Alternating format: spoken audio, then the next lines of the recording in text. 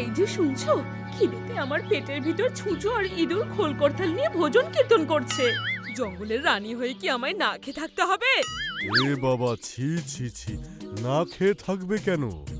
এই তো গতকাল রাতেই একটা হরিণ মেরেছে আমার অনুচরেরা, সেটাই খাওয়া যাক।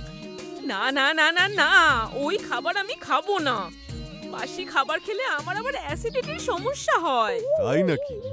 দাঁড়াও দাঁড়াও, তাহলে শিয়ালকে শিকারে পাঠিয়ে ফ্রেশ খাবারের ব্যবস্থা করছি। ওই তো একটা ভাল্লুক আসছে এদিকে। যাক বাবা, মামির জন্য এটাই বরং শিকার করে নিয়ে যাই। মামার আদেশ বলে কথা, মানতে তো হবেই। আয় আয় আয় আয় আয়।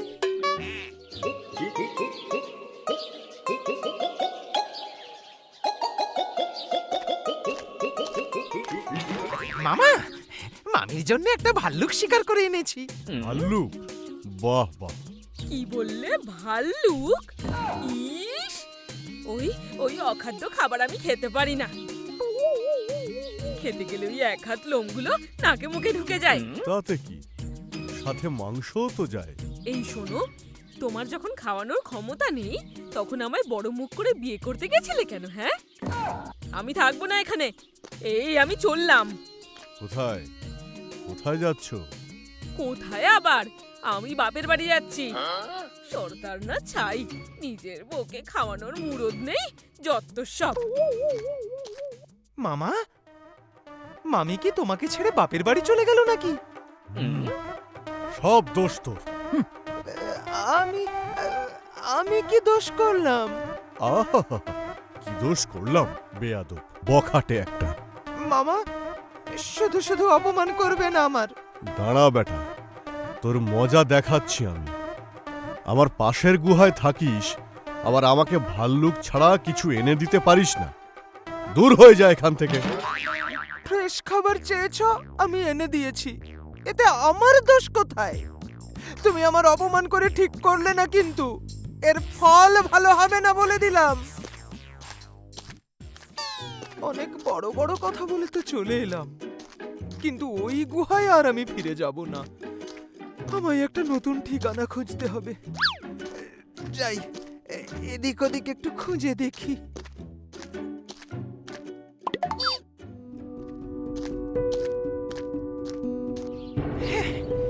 যাক বাবা, থাকার জন্য একটা নতুন গুহা তো জুটে গেল। আরে, ওটা আবার কি? এটা তো দেখছি একটা পুরনো কুয়ো। আইডিয়া! এইটা দিয়েই তো বাঘ মামাকে জব্দ করা যেতে পারে। তবে তার আগে আমাকে একটা মাদুর জোগাড় করতে হবে। আসার পথে দেখলাম নদীর পাশে কিছু চাষি বউ মাদুর শুকোতে দিয়েছে। ওখান থেকে একটা মাদুর চুরি করে আনলেই কেল্লা ফতে।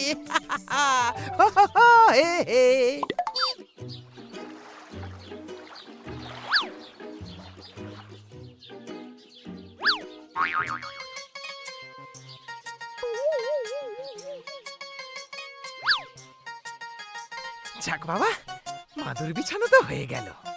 এবার গিয়ে মামাকে খবর দিই। মামা বাবুর জয় হোক। এ কি, শিয়াল না? তুই আবার এখানে কি মতলবে এসেছিস? আমি বলেছি না আমার চোখের সামনে আসবি না? না মামা, নিজের বলতে তো তুমি একজনই আছো, তাই নতুন বাড়িটা তোমায় দেখাতে চাই। দয়া করে আর রাগ করে থেকো না মামা। আমি খাবার দাবার এনে দিচ্ছি না বলে শরীরটা তো একদম ভেঙে গেছে গো। ইস, পাঁজর বেরিয়ে গেছে, আহা, চোখে দেখাও যাচ্ছে না। হ্যাঁ, তা তো ঠিকই, খাওয়া দাওয়াটা আজকাল ভালো হচ্ছে না। জানি তো, আমার নতুন বাড়িতে চল, সেখানে ভালো মন্দ সব খাবারের ব্যবস্থা আছে। ঠিক আছে, চল। একা না বসে তোর সাথেই একটু ঘুরে আসি।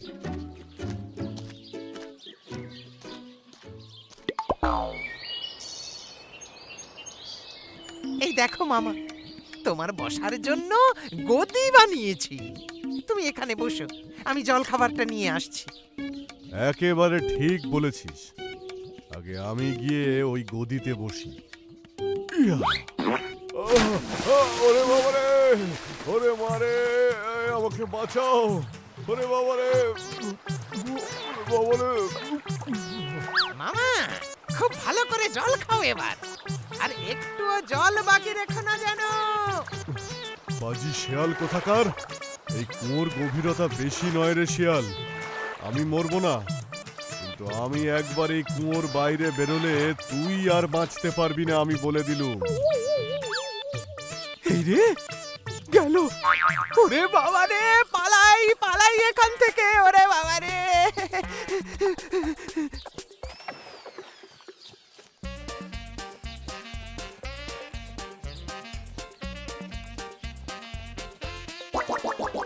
না, এইভাবে আর চলতে পারে না। যেখানেই যাচ্ছি বাঘটা আমায় তাড়া করছে। প্রাণের ভয়ে শিকারে বেরোনো বন্ধ হয়ে গেছে আমার। গা ঢাকা দিয়ে কোনো মতে বেঁচে আছি। না খেয়ে খেয়ে তো কঙ্কাল হয়ে গেলাম। এইভাবে বাঘের ভয়ে ভয়ে থাকলে না খেয়ে মরেই যাও। তার চেয়ে বাঘ মামার কাছে যাই, দেখি যদি তাকে খুশি করতে পারি।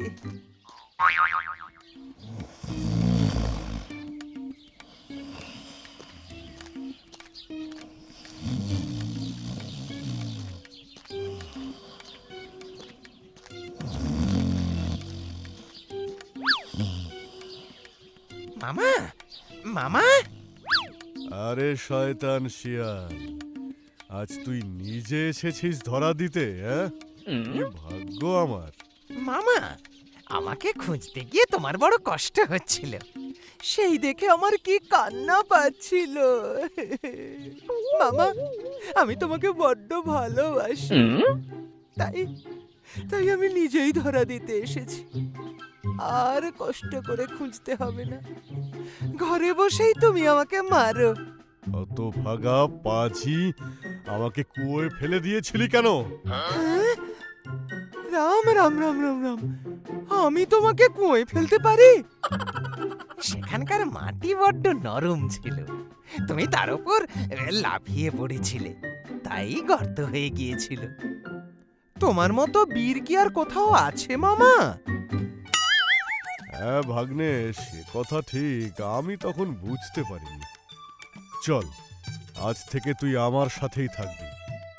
প্রতিশোধ আমার পূরণ হয়নি এখনো মামা, তোমাকে জব্দ করা যে এখনো বাকি। ও কুমির দাদা, তুমি ঘুমোচ্ছ? আরে ওদিকে যে ভারী বিপদ হয়েছে। কেন ভাই, কি হয়েছে? আরে বলো না, তোমাকে একটা গোপন খবর দিতে এলাম। তোমার ছানাদের ভারী বিপদ, মামার নজর পড়েছে তোমার ছানাদের ওপর। আজ রাতে যাবে বলেছে তোমার ডেরায়। সে কি, সবাইকে ছেড়ে আমার ছানাগুলোর ওপরে নজর পড়েছে বাঘ মশাইয়ের? হ্যাঁ তো, তবে বলছে কি? তুমি কিছু একটা করো ভায়া, তোমার তো অনেক বুদ্ধি।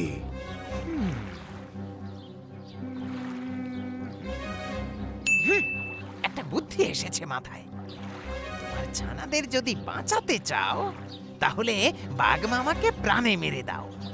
কিন্তু তুমি কি সেটা করতে পারবে? কেন পারবো না? আমি আমার ছানাদের জন্য সব করতে পারবো। বলো কোথায় যেতে হবে? তবে আজ রাতে এখানেই থেকো, আমি এখন আসছি।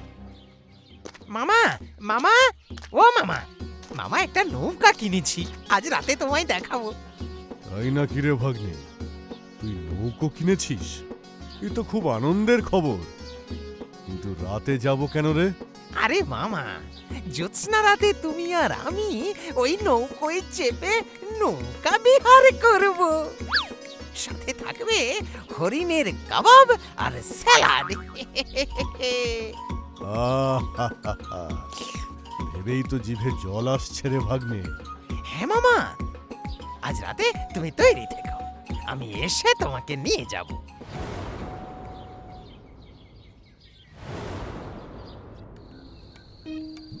কিরে বেটা, কোথায় তোর নৌকো? ওই তো মামা, ওই যে দেখা যাচ্ছে আমার নৌকো। ওই যে দেখো, ওই যে ওই যে ওই যে ওই যে দেখেছো কেমন চকচক করছে? ও, ওটা নাকি? হ্যাঁ। আচ্ছা মামা, আগে তুমি নৌকোতে উঠে তোমার পায়ে ধুলো দাও, তারপর আমি উঠবো। আচ্ছা আচ্ছা, বেশ বেশ, তাই হবে। ওরে বাবারে, এ নৌকো কোথায়? এই যে কুমির, আমি পড়ে যাব।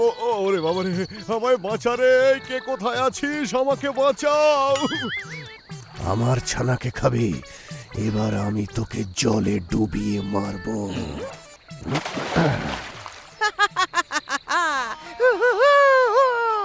তাই রে নাই রে নাই রে, আমার প্রতিশোধ পূরণ হয়েছে ভাই রে, তাই আমার আনন্দের সীমা নাই রে।